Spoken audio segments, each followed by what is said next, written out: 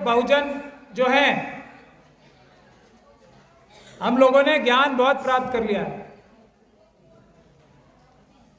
हमारे सारी चीजें समझ में आ चुकी हैं,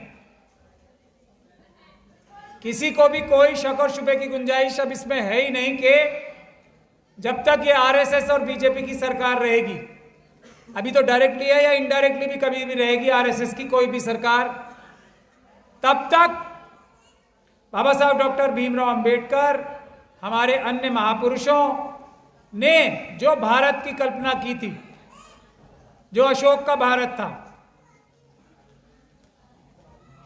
वो कभी पूरा हो ही नहीं सकता। एक बात हम सब ने समझ ली, और इन लोगों को हटाने का तरीका भी हमने समझ लिया है कि हम लोग 90% हैं, 88% हैं, वोट देंगे, इनको हटा देंगे। और वोट देने से, क्योंकि 5 साल में इलेक्शन आता है, वोट देके भी ना हटा पाए तो हम भारत के संविधान की जो प्रावधान है, जो कानून बने हैं, जो बाबा साहब डॉक्टर भीमराव अंबेडकर ने इतनी लड़ाई करके हमारे लिए एक अच्छा संविधान बनाया था, उस पर अपनी संख्या, अपनी ईमानदारी, अपने संघर्ष के बल पे न्याय प्राप्त कर लेंगे, ये भी हमने जान लिया।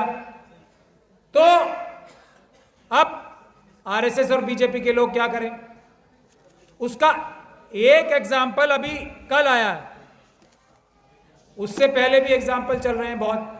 कल वाला एग्जाम्पल मैं अभी बताता हूं, लेकिन जो सबसे बड़ा मुद्दे 2 चल रहे हैं इस वक्त देश में,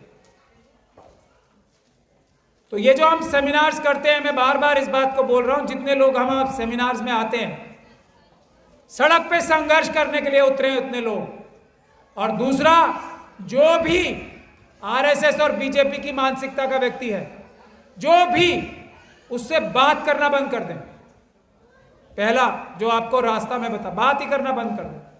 उनसे हमारा सिर्फ एक रिश्ता है, उनको जेल भिजवाने का, क्योंकि उन्होंने देश लूट के खा लिया है। पिछले 10 सालों में देश को लूट लिया, एक एक आदमी के घर से अनाज छीन लिया और 5 किलो अनाज के लिए मोहताज बना दिया।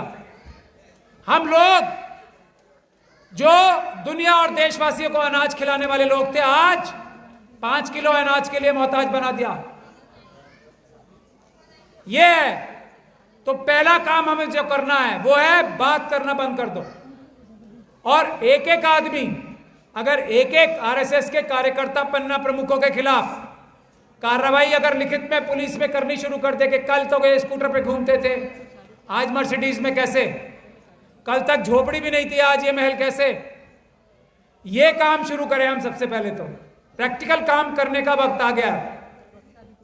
दूसरा, जहां कहीं भी आंदोलन हो रहा है, हमारे किसी भी बहुजन का कोई भी आंदोलन हो रहा है, उसमें जाना शुरू करें, आप टाइम देना शुरू करें। अगर आपको अपनी घरों की और परिवारों की रक्षा करनी है, वरना घर में से निकाल निकाल कर मारेंगे ये लोग, अगर 2024 का इलेक्शन हम लोग नहीं ठीक करते हैं। उन लोगों को यह पता लग गया, आरएसएस और बीजेपी के लोगों को, और बहुत अच्छे से पता है, हम अब किसी बहकावे में आने वाले नहीं हैं। कोई मुद्दा ले आए, बालाकोट, पुलवामा, ये वो कुछ भी, उससे बेवकूफ बनने वाले नहीं है लोग, बिल्कुल बेवकूफ नहीं बनेंगे, और कोई भी वोट नहीं देगा इन्हें। तो इन्होंने ईवीएम का जरिया चुन रखा है। ईवीएम, आप वोट किसे भी दें, सरकार अगर नरेंद्र मोदी साहब की बनेगी तो फिर क्या करोगे आप? भाई वोट देके ही तो सत्ता परिवर्तन कर सकते हो आप। पूरी तरीके से अगर अंबेडकरवादी सरकारें नहीं आती तो जैसी भी थोड़ी बहुत अंबेडकरवादी सरकारें आती हैं वही तो बना सकते हो आप। अब वो करने का भी तरीका छीन लिया। तो पहला मुद्दा तो ये है, समझ लो आप लोग ध्यान से, पहला मुद्दा है ईवीएम। इस वक्त ईवीएम के लिए जहां जहां भी आंदोलन हो रहा है वहां भारी संख्या में जाके ईवीएम का विरोध करें। हम लोगों ने जो ईवीएम हटाओ, संयुक्त मोर्चा ने जो प्रोग्राम दिया है, और अभी 31 तारीख को बामसेफ की एक बहुत बड़ी कॉल है जंतर मंतर पे, आप सभी लोगों को, और सब आप सब लोगों को नहीं, अपने साथ कम से कम 10-10, 20-20 लोग लेके, आप सब जागरूक लोग हो। 31 तारीख को पहले सबसे पहला काम 31 तारीख को बामसेफ ने जो कॉल दी है ईवीएम हटाने के लिए, उसमें सबको जाना है। हम सब लोग जा रहे हैं, हम सब लोग पूरी ताकत से जा रहे हैं। मैं सब लोगों से आह्वान करता हूं कि 31 तारीख के प्रोग्राम को ऐतिहासिक प्रोग्राम बना के इलेक्शन कमीशन को मजबूर करना है कि पेपर बैलेट से ही चुनाव होगा, ईवीएम से नहीं होने देंगे हम।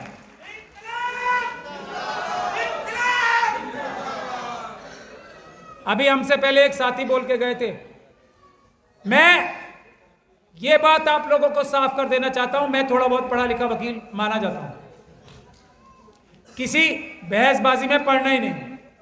यह बुनियादी कानून है पूरी दुनिया का बुनियादी कानून है ये, कि इलेक्शन सिर्फ और सिर्फ पेपर बैलेट से ही सुरक्षित है और किसी चीज से सुरक्षित इलेक्शन हो ही नहीं सकते। इसमें बहसबाजी में पढ़ने की जरूरत नहीं है किसी को भी। जो भी पेपर बैलेट के, कागज के बैलेट के, बैलेट बॉक्स के खिलाफ बोलता है वो झूठ बोलता है, वो बेईमान है। ये बात आप सोच के रखो, इसके आगे बहस नहीं। अभी एक हमारे साथी बोल के कहते, इसीलिए मैं ये बात कह रहा हूं कि संविधान में संशोधन करना पड़ेगा अगर पेपर बैलेट से चुनाव करना है। ऐसा कानून में कोई प्रावधान नहीं है जो पेपर बैलेट से चुनाव ना हो सके, ऐसा कोई नहीं है। बल्कि आज भी जो कानून है वो पेपर बैलेट वाला ही कानून है। बैलेट, ये जो ईवीएम मशीन भी है ना, इसको भी पेपर बैलेट ही मान के इलेक्शन होते हैं। बुनियादी कानून आज का भी पेपर बैलेट का ही है। तो इसलिए मैं निवेदन कर रहा हूं, ये वकालत का जो काम है, कानून बताने का काम है, हम पे छोड़ दीजिए। हम झूठ नहीं बोलते, हम सच बोल रहे हैं। मैं इसीलिए चैलेंज कर रहा हूं बार बार लोगों को कि अगर मोदी सरकार में उनके अटॉर्नी जनरल है ना, उनके सॉलिसिटर जनरल हैं, आए बहस करें और मैं उन्हें बताता हूं कि कैसे झूठ बोल रहे हैं सब, और ये कितनी बड़ी भ्रांति फैला रखी है कि कानून में बदलाव करना पड़ेगा। कोई बदलाव करने की जरूरत नहीं है, कुछ जरूरत नहीं है। पैसे कम खर्च होंगे, ये मैं कह रहा हूं, मुझे मेरी बात पे तो भरोसा है आपको। पैसे कम खर्च होंगे, टाइम कम खर्च होगा और सबसे ज्यादा सुरक्षित इलेक्शन होंगे पेपर बैलेट से। ईवीएम से चुनाव सुरक्षित हो ही नहीं सकते, पैसे ज्यादा खर्च होते हैं और धोखा ही धोखा है, टाइम भी ज्यादा लगता है। तीनों तरीके से ईवीएम से चुनाव धोखा ही धोखा है, फ्रॉड ही फ्रॉड है। इसके अलावा कुछ बात ही करने की जरूरत नहीं है। जो ईवीएम के पक्ष में बात करता है वो समझ जाओ, या तो बेवकूफ बन रहा है या बेवकूफ बना रहा है। देश बचाओ,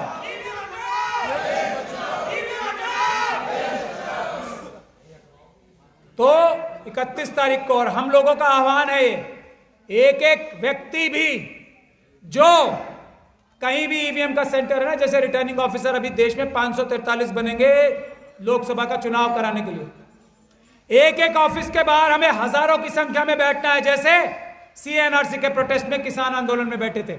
हमें इस तरह का देश में माहौल बनाना है, जैसे SC/ST एक्ट जब हटाया था 2018 में अप्रैल 2 को, वो माहौल देश में क्रिएट करना है। जब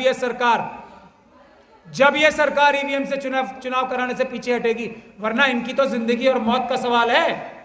वोट इन्हें एक भी नहीं पड़ना और ये ईवीएम से चुनाव नहीं कराएंगे, ऐसा कभी संभव है? समझ लो बात। और किसी तरीके से नहीं मानने गए, दुनिया भर के झूठ बोलेंगे। अब इलेक्शन कमीशन को सड़कों पे उतार दिया। पहले हमने 50 मशीनें मांगी ना सिर्फ, कितनी ज्यादा डर लग गया। अब एक एक को जाके दिखा रहे हैं झूठ अपना कि नहीं नहीं ईवीएम की मशीनें ठीक होती हैं। पहले कहते थे मशीन देखने ही नहीं देंगे। बड़ी बड़ी पॉलिटिकल पार्टीज को मशीन देखने के लिए नहीं दी इन्होंने। अब एक एक गांव में जाके, एक एक गली में जाके क्यों दिखा रहे हैं? क्योंकि हमने इन्हें बेनकाब कर दिया। और ये बात जानते हैं जब अम्बेडकरवादी खड़े होते हैं, वैसे नहीं डर रहे हैं ये। जब अम्बेडकरवादियों ने कमर कस ली है, अब मुकाबला होगा। चाहे पुलिस लाए, चाहे ये अपने आरएसएस के गुंडे लाएं, मुकाबला होगा। ईवीएम से चुनाव नहीं होने देंगे, किसी हालत में नहीं होने देंगे, किसी कीमत पे नहीं होने देंगे। जिसकी जो ताकत लगा ले। अभी एक जो ठेकेदारी प्रथा के बारे में हमारे वीर सिंह दिगान साहब बोल रहे थे ना, अभी देखो आप पढ़ाई लिखाई करेंगे हमारे लोग। पहली बात, जो एक बात ये रिजर्वेशन के खिलाफ बोलते हैं, दूसरा मुद्दा मैं बता रहा हूं आपको। जो व्यक्ति जैसे ईवीएम के बारे में जो बोलता है वो चोर है, बदमाश है। जो ईवीएम का सपोर्ट करता है वो डकैत, लुटेरा, चोर, बेईमान, देशद्रोही है। सीधी बात। उसी तरीके से रिजर्वेशन के खिलाफ जो बोलता है वो बेईमान, चोर, लुच्चा, लफंगा, लुटेरा सब है। बात ध्यान से समझ ले। जो रिजर्वेशन से किसी भी नौकरी में जाते हैं वही ईमानदार हैं, उन्हीं के पास दिमाग है। जो रिजर्वेशन से नहीं जाते वो कमअक्ल है, बेवकूफ है, गधे हैं। करें केस मेरे ऊपर, मैं साबित करूंगा। ये बात अपने दिमाग में क्लियर कर लें। हम ये बात क्यों कहते हैं? सुप्रीम कोर्ट की जजमेंट है, रिजर्वेशन मींस मीडियोक्रिटी, मतलब रिजर्वेशन को सुप्रीम कोर्ट ये बोल रही है कि जो क्वालिटी है कॉम्प्रोमाइज होती है। इससे बड़ा झूठ दुनिया में कोई नहीं होता, हो ही नहीं सकता। दूसरा मुद्दा रिजर्वेशन का, वीवीपैट, मैं फिर बोल रहा हूं, जो भी किसी तरह की भी बात करता है, वीवीपैट भी धोखा है, सब धोखा है, सब फ्रॉड है, सिर्फ पेपर बैलेट, किसी बात ही नहीं करनी। जब हमने रिजर्वेशन का मुद्दा, ये खुल के आम ये बोल सकते हैं कि रिजर्वेशन वाले जो हैं उनको काम करना नहीं आता, खुलेआम बोल रहे हैं ना ये। इसी ग्राउंड पे हमें नॉट फाउंड सूटेबल करते हैं ना ये। एनएफएस क्या होता है? नॉट फाउंड सूटेबल, खुलेआम करते हैं। हम लोग पता नहीं क्यों बैकफुट पे रहते हैं, डिफेंस करते हैं। ये जो इंटरव्यू लेने वाले हैं, मैं आज ऐलान कर रहा हूं, ये नेवर फाउंड सूटेबल हैं जो इंटरव्यू लेने बैठते हैं। Never found suitable. जो इंटरव्यू लेने बैठेगा उसके मन में एकलव्य का कॉन्सेप्ट होगा। समझ में आती है बात आप लोगों की? हजारों साल से द्रोणाचार्य पुरस्कार देते हैं ना ये। क्या है द्रोणाचार्य पुरस्कार? क्या है कॉन्सेप्ट द्रोणाचार्य साहब का? एकलव्य का कॉन्सेप्ट है ना। और उसको अपना द्रोणाचार्य पुरस्कार उसको देते हैं जिसको ये टीचर मानते हैं। सही बात है ना। और कुछ चाहिए सबूत, और कुछ सबूत भी चाहिए। जो आइडल है वो एकलव्य का कॉन्सेप्ट है। फिर भी एकलव्य को यह बताना पड़ेगा कि मैं सबसे बड़ा धनुर्धर मैं ही हूं, यह बताना पड़ेगा। अगर एकलव्य है तो वो सबसे अच्छा है, खत्म बात। इसके आगे बहस करना बेवकूफी का काम है। ये लोग कभी अकलमंद हो ही नहीं सकते, ये मेहनती हो नहीं सकते, ये ईमानदार हो नहीं सकते, बाय डिफॉल्ट नहीं हो सकते। हां, अच्छे बुरे लोग कहीं भी किसी भी कम्युनिटी में होते हैं। अंबेडकरवादियों में भी कई बेईमान हो सकते हैं, कम होते हैं, और उधर भी हो सकते हैं, वहां ज्यादा होते हैं। ये बात जब तक आप मान के नहीं चलोगे, जब तक कुछ नहीं होगा। तो दूसरा एक आंदोलन चल रहा है देश में, जिसके लिए अभी यूजीसी ने, हम लोगों ने पकड़ लिया ना, अंबेडकरवादियों ने तो फौरन बैकफुट पे चले गए। वरना क्या कह रहे थे कि हमारे जो पढ़ लिख के डॉक्टर रितु जैसे टीचर, रोहित वेमुला जैसे टॉपर, जो पढ़ लिख के सबसे आगे जाएंगे, एकलव्य बनेंगे, उनको क्या कहेंगे? नॉट फाउंड सूटेबल, और बाहर कर देंगे कान पकड़ के। ये यूजीसी कर रहा था। ये अपराध है, हम इसके खिलाफ एफआईआर कराने जा रहे हैं। डॉक्टर रितु से मेरी बात हो गई है, ये यूजीसी के चेयरमैन के खिलाफ हम एफआईआर कराने जा रहे हैं। ये कैसे निकाला ऑर्डर? कैसे निकाला ये ऑर्डर? तो दूसरा बड़ा आंदोलन इस वक्त चल रहा है देश में, यूनिवर्सिटीज में आंदोलन खड़े होते हैं किसी भी देश के। तो ईवीएम का, और जो ये यूनिवर्सिटी का डॉक्टर रितु का आंदोलन चल रहा है, 6 तारीख का है। उसमें हजारों नहीं लाखों की संख्या में आए। ईवीएम के लिए भी 31 तारीख को, और 6 तारीख को दिल्ली यूनिवर्सिटी गेट नंबर 4 पे,